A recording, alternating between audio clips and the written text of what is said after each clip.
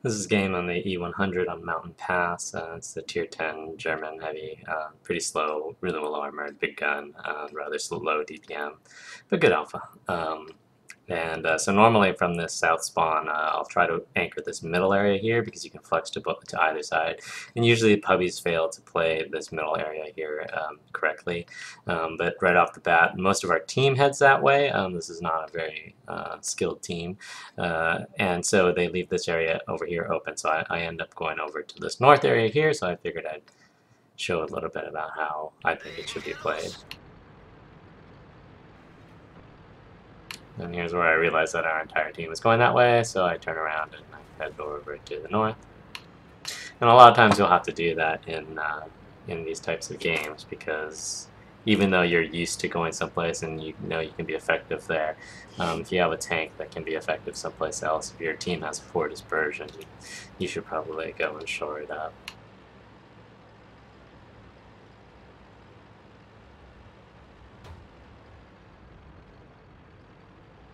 And so we'll always watch and see what goes on over here, because you want to know, they usually almost always have a scout that's in this area over here. So that's something that you sort of have to be cognizant of if you're one of these guys that are crossing over through this south area over there.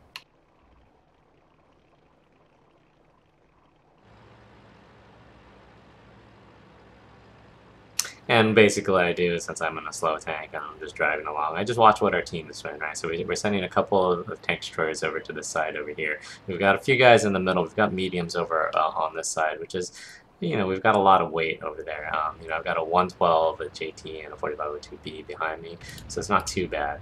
As it turns out, they're rushing this 7201 across the bridge, which happens rarely, I suppose. But we've got two Tier 10 tank destroyers there, so I'm not too worried about it. I'm waiting here for a second to see if that E100 is going to cross the bridge as well.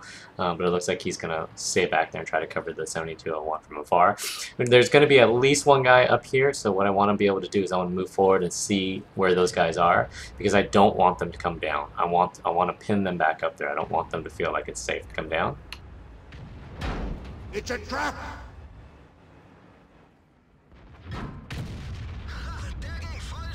And so I always check over on this side. These guys are kind of oblivious to my situation. We know the JPE fired. The E50 is relatively inconsequential from that range. The 7201 and the E100 are not in a position to shoot me. So what I want to be able to do is drive across this road over here into this hill on this side, so that the guys on the ice road don't really have any good shots on me. And if they want to come and get me, they're going to have to drive all the way down now, and so in order to root me out.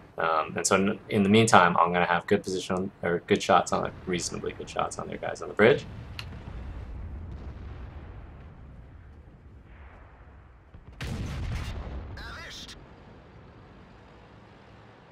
And then what we want to do is just play a hold formation on this side, right? Because they're rushing these 10s across the bridge over here. So that's something that's a greater concern to us, especially since our bridge tank destroyers are not doing very well. And then so, because this doesn't look like a very good shot, but it's actually a reasonably good shot, because you have to remember, especially with these large 15-centimeter shells, the travel time is rather slow. So when you put the mouse over onto the little cupola like I am, the game automatically corrects and for the shell drop distance, and it will arc the shell up. And so basically what's happening there is that the shell is arcing up over that little ledge and essentially landing on the target. So instead of being like a 10% probability shot, that's probably more like a 30 to 40% probability shot. Depends on the accuracy of your gun. This is not a very accurate gun even in that range. It's a trap!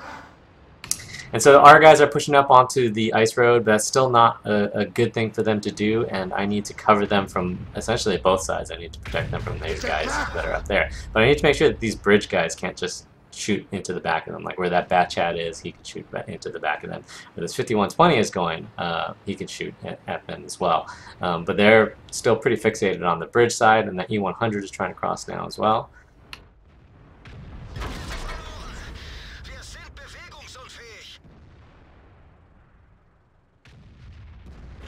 So we're pushing kind of poorly on this ice road.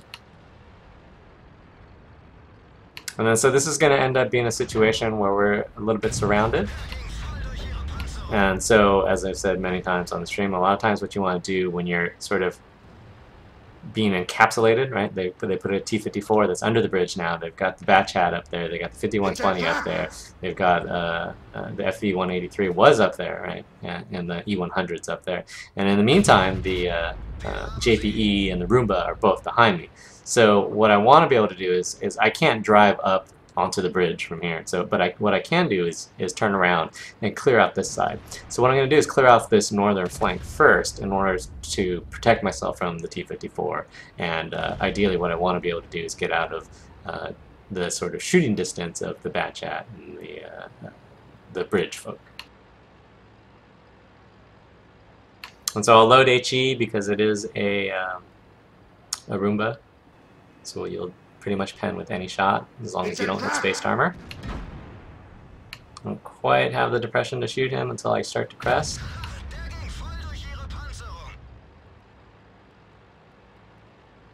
And then the other thing about thin armor is that it is very rammable, especially in a very super heavy tank like the E100. Usually players in Roombas don't let you ram them, and I still had an HE loaded because I was going to use it to finish off the Roomba, but instead now I hit the Caravan. So all we want to be able to do is clear this side out, right? And so we've lost our bridge, which means the guys that are on that lower level are going to get cheeky and start to push up behind me. So what I want to do is turn around again, and all I got to do is just clear out this side. And so what I'm doing is I'm effectively trying to make it so that I'm only fighting on one front at a time, and that my frontal armor is facing towards that fight. It's a trap! And so we see the FV-183 is coming up behind us. For some reason our artillery shoots at the T-54 instead of the FV, which is somewhat disturbing. I'm still waiting for my reload. I should have gone around this little thing a little bit earlier, but I kind of got stuck on it. And so that's going to give the FV-183 a free shot. And I didn't have my turret angled quite properly there, so he was able to fire heat through the turret face.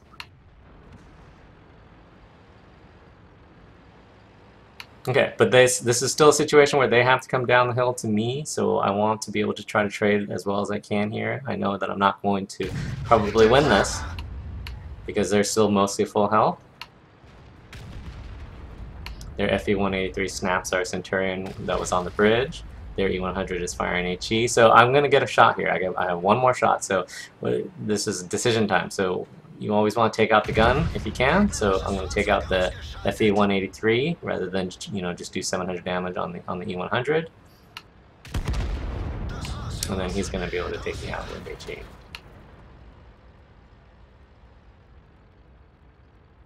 And so a lot of the problems that we have there was essentially that we didn't, our heavies that are over here, or not our heavies, our high tiers that were over on this sort of south-southwest side, didn't trade very well. Most of their tanks were on the bridge and on the ice road, and they just weren't really able to trade well enough against an inferior force. We did reasonably well in terms of holding off a superior force on our side and actually dealing out some damage, particularly on once we sort of got ourselves entrenched over on this side of the ice road. So the thing was that we saw the 7201 pushing across the bridge.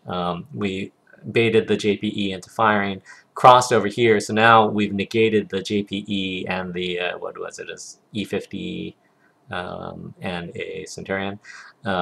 So we've negated their fire on us, right? And we've got, and that allowed us to get shots onto the 7201, the Bat Chat, the 5120, and we prevented the E100 from crossing the bridge. So we were able to pin them out effectively from taking this northern area by doing that. And so that was probably the thing that helped our team the most, and the fact that we were able to do damage on these bridge guys, because our bridge guys did not trade very well. And then I kind of absentmindedly quit out of this game, so, but our E5 was able to barely manage to squeak this out. And so if we look at the stats,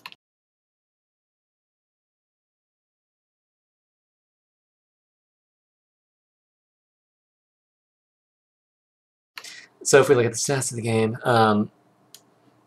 we did, 8.8k damage, which is fantastic, particularly considering we didn't have a whole lot of support on that side. I mean, we did have, a couple 9s and an 8, but they weren't really in effective positions.